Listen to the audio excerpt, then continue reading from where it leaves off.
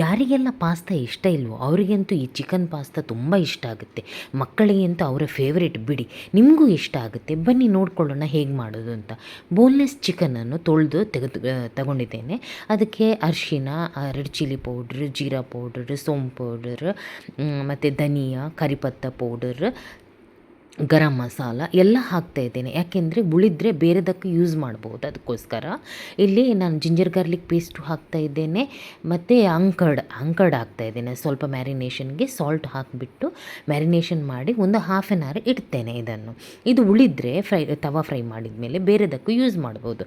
ಅದಕ್ಕೆ ನಾನಿಲ್ಲಿ ಒಂದು ಪ್ಯೂರಿ ರೆಡಿ ಮಾಡ್ತಾಯಿದ್ದೇನೆ. ಅದಕ್ಕೆ ಒಂದೆರಡು ಟೊಮೆಟೊ ಮತ್ತು ಕ್ಯಾರೆಟ್, ಸ್ವಲ್ಪ ಕ್ಯಾಶು ಹಾಕಿಬಿಟ್ಟು ಎಣ್ಣೆಯಲ್ಲಿ ಸ್ವಲ್ಪ ಅದನ್ನು ಬಾಡಿಸಿಬಿಟ್ಟು ಸಾಫ್ಟ್ ಆಗುವ ತನಕ ಅದರ ಪ್ಯೂರಿ ಮಾಡ್ತೇನೆ. ಇನ್ನೊಂದು ಕಡೆಯಿಂದ ನಾನು ಮ್ಯಾಕ್ರೋನಿ ಬಾಯ್ಲ್ಗೆ ಇಡ್ತಾ ಇದ್ದೇನೆ. ಸ್ವಲ್ಪ ಸಾಲ್ಟ್ ಜಾಸ್ತಿ ಹಾಕಿಬಿಟ್ಟು ಮ್ಯಾಕ್ರೋನಿಯನ್ನು ಬಾಯ್ಲ್ ಮಾಡಿ ತೆಗೆದಿಟ್ಕೊಂಡಿದ್ದೇನೆ. ಅದರ ನಂತರ ನಾನು ಅದನ್ನು ತಣ್ಣಗಾದ ಮೇಲೆ ಪ್ಯೂರಿ ಮಾಡಿದ್ದೇನೆ. ಪ್ಯೂರಿ ಮಾಡಿಬಿಟ್ಟು ಅದನ್ನು ರೆಡಿ ಮಾಡಿಕೊಂಡು ಇಟ್ಟಿದ್ದೇನೆ. ಸೈಡ್ ಬೈ ಸೈಡ್ ನಾನು ಬೇರೆ ಕೆಲಸನೂ ಮಾಡ್ತಾಯಿದ್ದೇನೆ. ನಾನು ಮಲಾಯಿ ಚಿಕನ್ ಮಾಡಿದ್ದೆ ಅವತ್ತು. ನಂತರ ನಾನು ಒಂದು ಕಡೆಯಿಂದ ರೈಸ್ ಇಟ್ಟಿದ್ದೇನೆ. ಸೊ ಚಪಾತಿ ಮಾಡ್ತಾಯಿದ್ದೇನೆ. ಎಲ್ಲದರ ಜೊತೆಗೇ ಇದು ಕೂಡ ವಿಡಿಯೋ ಶೂಟಿಂಗು ನಾನು ಮಾಡ್ತಾಯಿದ್ದೇನೆ. ಎಲ್ಲ ಕೆಲಸನೂ ಒಟ್ಟಿಗೆ ಮ್ಯಾನೇಜ್ ಮಾಡ್ಬೋದು. ನಮಗೆ 4 ಬರ್ನರ್ ಇದು ಸ್ಟವ್ ಇದ್ದರೆ ಉಂಟಲ್ಲ ತುಂಬ ಯೂಸ್ ಆಗುತ್ತೆ. ಕೆಲವರು ಅಂದ್ಕೊಳ್ತಾರೆ 4 ಬರ್ನರಲ್ಲಿ ಇಡಲಿಕ್ಕೆ ಆಗೋದಿಲ್ಲ ಅಂತ. ತುಂಬ ದೊಡ್ಡ ಪಾತ್ರೆ ಆದರೆ ಒಂದರಲ್ಲಿ ದೊಡ್ಡದು ಒಂದರಲ್ಲಿ ಸಣ್ಣದಿಟ್ಟು ಯೂಸ್ ಮಾಡ್ಬೋದು. ಇಲ್ಲಿ ನೋಡಿ ನಾನು ಇದನ್ನು ಚಿಕನನ್ನು ತವಾ ಫ್ರೈ ಮಾಡ್ತಾ ಇದ್ದೇನೆ. ಈಗ ನೋಡುವಾಗಲೇ ತಿನ್ನುವ ಅಂತ ಆಗುತ್ತೆ, ಅಷ್ಟು ಟೇಸ್ಟ್ ಇರುತ್ತೆ ಇದು. ಬರೀ ಹಾಗೇನೂ ತಿನ್ಬೋದು. ಈ ಕಡೆಯಿಂದ ನಾನು ವೆಜಿಟೇಬಲ್ಸ್ ಎಲ್ಲ ಕಟ್ ಮಾಡಿದ್ದೇನೆ ಉದ್ದದ್ದಾಗಿ. Carrot, capsicum, cabbage, onion, 2 onion ತಗೊಂಡಿದ್ದೇನೆ. ಮತ್ತು ಈ ರೀತಿ ತವಾ ಫ್ರೈ ಮಾಡಿದ ಚಿಕನನ್ನು ಈ ರೀತಿ ಬಿಡಿಸ್ತಾ ಇದ್ದೇನೆ. ಅಂದರೆ ಬಿಡಿಯಾಗಿ ತಗೊಂಡಿದ್ದೇನೆ. ನಾನು ಶ್ರೆಡ್ ಮಾಡ್ತಾ ಇದ್ದೇನೆ ಅದನ್ನು. ಅದರ ನಂತರ ನಾನಿಲ್ಲಿ ಸಾಸ್ ಕೂಡ ರೆಡಿ ಮಾಡ್ತಾ ಇದ್ದೇನೆ. ಟೊಮೆಟೊ ಕೆಚಪ್ ಮತ್ತು ಇದಕ್ಕೆ ಡಾರ್ಕ್ ಸೋಯಾ ಸ್ವಲ್ಪ ತಗೊಂಡಿದ್ದೇನೆ. ನಂತರ ಕಡಾಯಿಯಲ್ಲಿ ಆಯಿಲ್ ಹಾಕಿಬಿಟ್ಟು ನಾನು 2 ಆನಿಯನ್ ಕಟ್ ಮಾಡಿದ್ದು ಹಾಕಿ ಸ್ವಲ್ಪ ಬಾಡಿಸ್ತಾ ಇದ್ದೇನೆ. ಮತ್ತು ಒಂದೊಂದೇ ಎಲ್ಲ ವೆಜಿಟೇಬಲ್ಗಳನ್ನು ಹಾಕ್ತೇನೆ. ಫಸ್ಟಿಗೆ ನಾವು ಇದು ಕ್ಯಾರೆಟ್ ಹಾಕಬೇಕು. ಯಾಕೆಂದರೆ ಕ್ಯಾರೆಟ್ ಸ್ವಲ್ಪ ಬೇಯಲಿಕ್ಕೆ ಟೈಮ್ ತಗೊಳ್ಳುತ್ತೆ. ಅದಕ್ಕೋಸ್ಕರ ಗ್ರೇಟ್ ಮಾಡಿದ್ದಾದರೆ ಬೇಗ ಬೇಯುತ್ತೆ. ಈ ಥರ ಕಟ್ ಮಾಡಿದರೆ ಸ್ವಲ್ಪ ಟೈಮ್ ತಗೊಳ್ಳುತ್ತೆ. ಅದಕ್ಕೋಸ್ಕರ ನಾನು ಕ್ಯಾರೆಟ್ ಹಾಕಿ ಸ್ವಲ್ಪ ಸಾಫ್ಟ್ ಆದಮೇಲೆ ಕ್ಯಾಪ್ಸಿಕಮ್ ಮತ್ತು ನಾನು ಕ್ಯಾಬೇಜ್ ಹಾಕ್ತಾಯಿದ್ದೇನೆ. ಅದು ಹಾಕಿದ ನಂತರ ಇದು ತರಕಾರಿಗೆ ಎಷ್ಟು ಬೇಕು ನೋಡಿ ಅಷ್ಟೇ ಸಾಲ್ಟ್ ಇವಾಗ ಹಾಕ್ತಾಯಿದ್ದೇನೆ. ಮತ್ತು ಲಾಸ್ಟಿಗೆ ಎಲ್ಲ ಸಾಲ್ಟ್ ಚೆಕ್ ಮಾಡಿ ಹಾಕ್ತೇನೆ ಕಡಿಮೆ ಇದ್ದರೆ.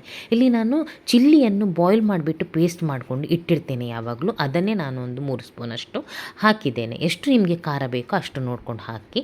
ನಂತರ ಪ್ಯೂರಿ ಟೊಮೆಟೊ ಮತ್ತು ಕ್ಯಾರೆಟ್ ಕ್ಯಾಶ್ಯೂ ಪ್ಯೂರಿ ಮಾಡಿದ್ದೇನಲ್ಲ ಅದನ್ನು ಕೂಡ ಹಾಕ್ತಾಯಿದ್ದೇನೆ. ಇಲ್ಲಿ ಮ್ಯಾರಿನೇಷನ್ ಮಾಡಿ ಇಟ್ಟ ಪಾತ್ರೆಯಲ್ಲೇ ಸ್ವಲ್ಪ ಮಸಾಲ ಉಳಿದಿತ್ತು. ಅದು ಕೂಡ ವೇಸ್ಟ್ ಮಾಡೋದು ಬೇಡ. ಅದಕ್ಕೇ ನೀರು ಹಾಕಿ ತುಂಬ ಒಳ್ಳೆ ಪರಿಮಳ ಬರ್ತದೆ. ನಂತರ ಸಾಸ್ ಕೂಡ ಹಾಕ್ತೇನೆ. ಸಾಸ್ ಎಲ್ಲ ಕಡಿಮೆ ಆದರೆ ಮತ್ತೆ ಚೆಕ್ ಮಾಡಿ ಹಾಕ್ಬೋದು. ಈಗ ಸದ್ಯಕ್ಕೆ ನಾನು ಇಷ್ಟು ಹಾಕ್ತಾಯಿದ್ದೇನೆ.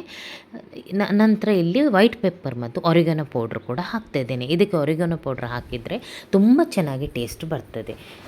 ಬಾಯ್ಲ್ ಮಾಡಿಟ್ಟ ಮ್ಯಾಕ್ರೋನಿ ಪಾಸ್ತಾ ಕೂಡ ನಾನು ಇದಕ್ಕೆ ಹಾಕ್ತೇನೆ. ಯಾವ ಶೇಪಿದು ಕೂಡ ಹಾಕ್ಬೋದು. ಪಾಸ್ತಾ ತುಂಬ ಚೆನ್ನಾಗಿ ಬರ್ತದೆ. ಹೀಗೇ ತಿನ್ನಲಿಕ್ಕೆ ವೆಜ್ಜಿನವರಿಗೆ ಆದರೆ ಹೀಗೇ ತಿನ್ನಲಿಕ್ಕೆ ತುಂಬ ಚೆನ್ನಾಗಿರುತ್ತೆ. ಇಲ್ಲಿ ಸಾಲ್ಟ್ ಚೆಕ್ ಮಾಡಿಬಿಟ್ಟು ನಾನು ಸಾಲ್ಟ್ ಸ್ವಲ್ಪ ಹಾಕ್ತಾಯಿದ್ದೇನೆ. ಅಂದರೆ ಮ್ಯಾಕ್ರೋನಿಗೆ ಎಷ್ಟು ಬೇಕು ಅಷ್ಟು. ಇಲ್ಲಿ ಚಿಕನ್ ಕೂಡ ಆ್ಯಡ್ ಮಾಡ್ತಾಯಿದ್ದೇನೆ. ಯಾಕೆಂದರೆ ಎಲ್ಲದರಲ್ಲೂ ಸಾಲ್ಟ್ ಇದೆ, ಹಾಗಾಗಿ ನೋಡಿಕೊಂಡು ಹಾಕಬೇಕು. ಶ್ರೆಡ್ ಮಾಡಿದ ಚಿಕನನ್ನು ಕೂಡ ನಾನು ಇದಕ್ಕೆ ಹಾಕ್ತಾಯಿದ್ದೇನೆ. ಇದಂತೂ ಸಖತ್ತಾಗಿರುತ್ತೆ, ತುಂಬ ಟೇಸ್ಟಿಯಾಗಿರುತ್ತೆ. ನೀವು ಕೂಡ ತಿಂದು ನೋಡಿ, ಆವಾಗ ಗೊತ್ತಾಗ್ತದೆ ನಿಮಗೆ ಈ ರೀತಿ ಮಾಡಿ. ಮಯೋನೀಸ್ ಕೂಡ ಹಾಕ್ತಾ ಇದ್ದೇನೆ. ಮಯೋನೀಸ್ ಎಷ್ಟು ಹಾಕ್ತೀರ ನೋಡಿ ಅಷ್ಟು ಚೆನ್ನಾಗಿ ಬರುತ್ತೆ. ಆದರೆ ನಾವು ತಿನ್ನುವಾಗ ಸ್ವಲ್ಪ ಮಯೋನೀಸ್ ಕಡಿಮೆ ಹಾಕ್ತೇನೆ. ಮಯೋನೀಸ್ ಮತ್ತು ಚೀಸ್ ಮಕ್ಕಳಿಗೆ ಅಂತೂ ತುಂಬ ಇಷ್ಟ ಆಗುತ್ತೆ. ಮಯೋನೀಸ್ ಚೀಸ್ ಎಲ್ಲ ಹಾಕಿದರೆ ಒಂಥರ ನೋಡಿ ಕ್ರೀಮಿ ಟೆಕ್ಸ್ಚರ್ ಬರ್ತದೆ. ಈ ಥರ ಸಾಲ್ಟ್ ನಾನಿಲ್ಲಿ ಚೆಕ್ ಮಾಡ್ತಾ ಇದ್ದೇನೆ.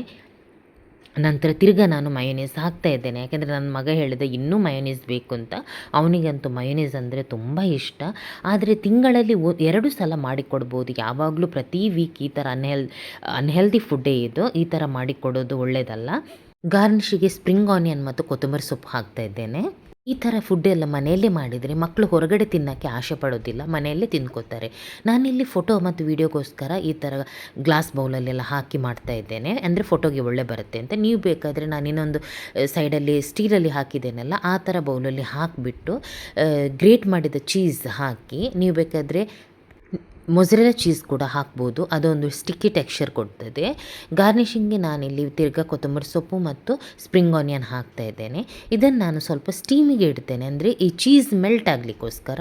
ಅದೇ ಕಡಾಯಿಯಲ್ಲಿ ಸ್ವಲ್ಪ ಇದನ್ನು ನಾನು ಸ್ಟೀಮ್ ಮಾಡ್ತಾ ಇದ್ದೇನೆ ಸ್ವಲ್ಪ ಹೊತ್ತು, ಒಂದು 5 ಮಿನಿಟ್ಸಲ್ಲೇ. 5 ಮಿನಿಟ್ಸು ಬೇಡ, ಅದು ಮೆಲ್ಟ್ ಆಗುತ್ತೆ ಬೇಗ. ಇನ್ನೊಂದು ಥರ ನಾನು ತೋರಿಸ್ತೇನೆ ನಿಮಗೆ. ಅದೇ ಕಡಾಯಿಯಲ್ಲಿ ಚೀಸ್ ಗ್ರೇಟ್ ಮಾಡಿ ಕೂಡ ಹಾಕಿ ಮಾಡ್ಬೋದು. ಸಪೋಸ್ ಯಾರಾದರೂ ಒಂದು ಫ್ಯಾಮಿಲಿ ಮೆಂಬರ್ಸ್ ಸ್ವಲ್ಪ ಲೇಟಾಗಿ ತಿಂತಾರೆ ಅಂತ ಹೇಳುವಾಗ ಈ ರೀತಿ ಸಪ್ರೇಟಾಗಿ ಸ್ಟೀಮಿಗೆ ಇಟ್ಬಿಟ್ಟು ಅದಕ್ಕೆ ಚೀಸ್ ಎಲ್ಲ ಹಾಕಿಬಿಟ್ಟು ಮಾಡ್ಬೋದು ಈ ರೀತಿ. ನೋಡಿ, ಈ ರೀತಿ ಕಡಾಯಿಯಲ್ಲಿ ಕೂಡ ಮಾಡ್ಬೋದು. ಇಮಿಡಿಯೇಟ್ ತಿನ್ನೋದಾದರೆ ಅದು ಮೆಲ್ಟ್ ಆಗುತ್ತೆ ಬೇಗ. ಈ ರೀತಿ ನೀವು ಕೂಡ ಮಾಡಿ ನೋಡಿ ಫ್ರೆಂಡ್ಸ್. ನಿಮಗೆ ಪಾಸ್ತಾ ಇಷ್ಟ ಇಲ್ಲ ಅಂದರೂ ಈ ಥರ ಮಾಡಿ ನೋಡಿ ಒಂದು ಸಲ. ಚಿಕನ್ ಎಲ್ಲ ಹಾಕಿಬಿಟ್ಟು ತುಂಬ ಚೆನ್ನಾಗಿ ಬರುತ್ತೆ. ಹೇಗಾಗಿದೆ ಅಂತ ಕಮೆಂಟ್ಸಲ್ಲಿ ತಿಳಿಸಿ. ಹೊಸದಾಗಿ ನೋಡುವವರು ಪ್ಲೀಸ್ ಲೈಕ್ ಮಾಡಿ, ಶೇರ್ ಮಾಡಿ ಎಲ್ರಿಗೂ, ಮತ್ತು ಸಬ್ಸ್ಕ್ರೈಬ್ ಮಾಡಿ.